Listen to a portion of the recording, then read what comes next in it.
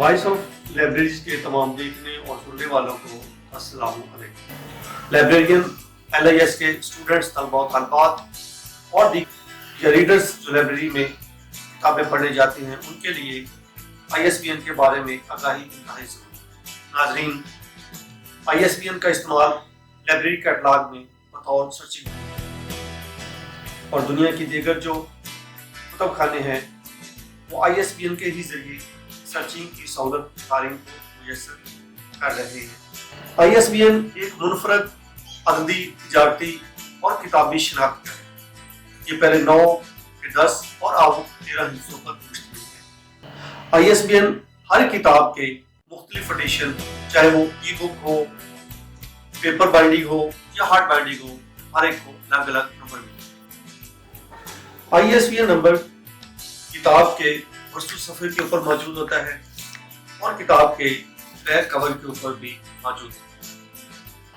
1965 के अंदर W.H. Smith और गॉर्डन फॉस्टर ने मुश्तरका तौर पर ISBN के ऊपर काम शुरू किया। इन्होंने ऐलान किया कि वो एक ऐसा वेयर हाउस बनाने जा रहे हैं जहां पर किताबों को कंप्यूटराइज नंबर मिले। इनके इस ऐलान के बाद ब्रिटिश पब्लिशर एसोसिएशन और बहुत सी मेथड कंपनियां और एक्सपर्ट इनके साथ शामिल हुए। 1967 के अंदर डेविड वेडकर ने बरतानिया में SBN नंबर मुतारफ करवाया और फादर ऑफ ISBN का एजाज हासिल किया। इसी तरह 1968 के अंदर एमरे कॉडले ने USA में ISBN को मुतारफ किया। स्मिथ और गॉर्डन के पेश करदा SBN के तस्वर को जांचने के लिए इंटरनेशनल स्टैंडर्ड ऑर्गेनाइजेशन ने एक जायजा कमेटी तश्कील की। PC 46 के नाम से वर्किंग कमेटी ने इसका भरपूर साथ दिया। इस कमेटी का बुनियादी मकसद SBN नंबर का जायजा लेना था कि क्या इसको बैनुल अक़वामी सतह पर इस्तेमाल किया जा सकता है या नहीं किया जा सकता। नाज़रीन, 1968 में इंटरनेशनल स्टैंडर्ड ऑर्गेनाइजेशन के पहले इजलास में Denmark, France, Germany, Netherland, Norway, USA और UK और इनके साथ यूनेस्को के ऑब्जर्वर शामिल हुए। दीगर ममालिक जो इसमें शिरकत ना कर सके उन्होंने तहरीरी तौर पर अपनी राय लिखकर इस कमेटी को भेजी। इस रिपोर्ट को 1969 में दूसरे इंटरनेशनल स्टैंडर्ड ऑर्गेनाइजेशन के इजलास जो बर्लिन में मुनक्किद हुआ इसमें पेश किया गया। SBN को ISBN के तौर पर कबूल कर लिया गया और 1970 में ISBN के 9 हिस्सों की बजाय 10 हिस्सों में तहरीर करते हैं और ISBN का दर्जा मिलने के साथ साथ इंटरनेशनल स्टैंडर्ड ऑर्गेनाइजेशन को बैनुल अक़वामी एजेंसी नामजद कर दिया। इसके साथ ही इंटरनेशनल स्टैंडर्ड ऑर्गेनाइजेशन को ISBN नंबर जारी करने की इख्तियार भी मिली। ISBN को स्टैंडर्ड बनाने का अख्तियार इसकी ज़ैली कमेटी PC 46 SC 9 के सपोर्ट है। ISBN का नया स्टैंडर्ड ISO 2018 है। नाज़रीन, जनवरी 2007 में ISBN के 10 हिस्सों को 13 हिस्सों में तब्दील कर दिया। ISBN को मेथड के खास फार्मूले के तहत तैयार किया गया है। इसमें आखिरी हिस्से को चेक डिजिट कहा जाता है।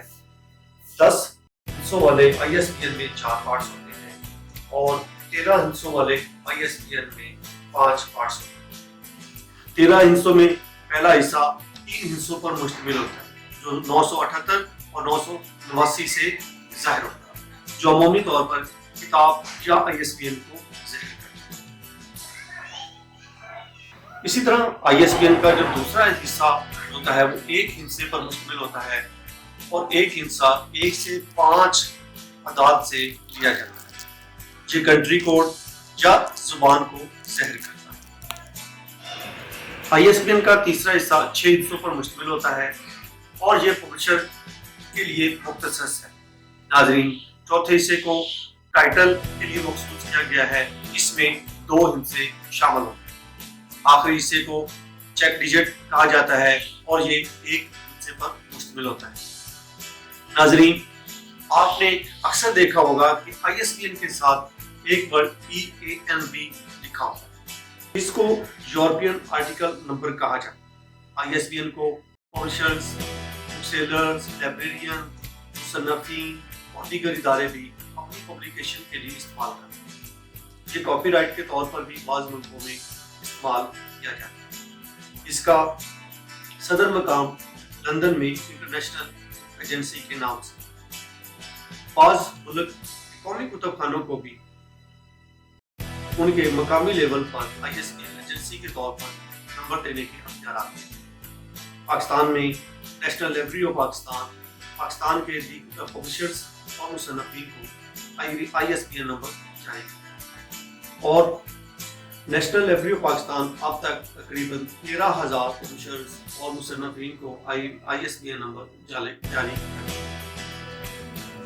ISBN नंबर को नेशनल लाइब्रेरी ऑफ पाकिस्तान की वेबसाइट से डाउनलोड किया जा सकता है या बज़रिया डाक मुफ्त भी मंगवाया जा सकता है।